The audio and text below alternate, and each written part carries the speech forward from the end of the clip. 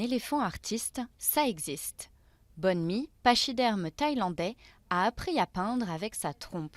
Son œuvre et celle d'autres animaux, en particulier des singes, fait l'objet d'une exposition au musée de la zoologie de Londres.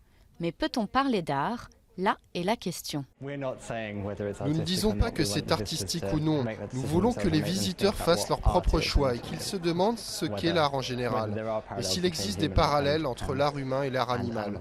Pour ma part, je ne pense pas que les éléphants fassent de l'art. Il y a tout de même un petit quelque chose et des similitudes entre l'art humain et celui des singes, par exemple, qui sont vraiment très intéressantes. Les premières expérimentations artistiques menées sur des singes datent du XVIIe siècle, comme en témoigne cette gravure, mais n'atteindront une large audience qu'au début des années 50, période clé de l'abstrait.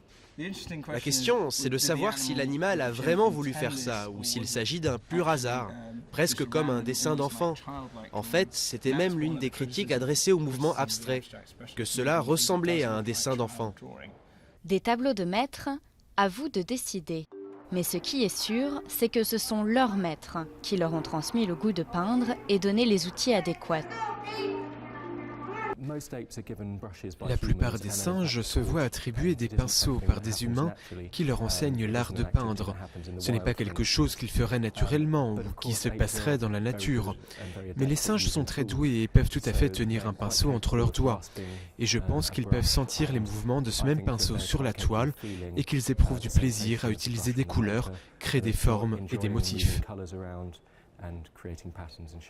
Chimpanzés, orang-outans et gorilles auraient une approche créative. Ils peignent avec leurs doigts et varient les techniques. Nos cousins les primates auraient-ils une âme d'artiste ? Si l'on regarde les coups de pinceau, on voit bien qu'il y a une claire intention, une conscience de la relation de cause à effet, quoi qu'il fasse sur la toile. Mais je n'ai pas le sentiment qu'il s'agisse d'une expression artistique. Popularisées depuis 1956 en Grande-Bretagne, les activités de peinture sont de plus en plus proposées aux pensionnaires des zoos, car, artistes en herbe ou non, ils semblent tous éprouver du plaisir à manier le pinceau.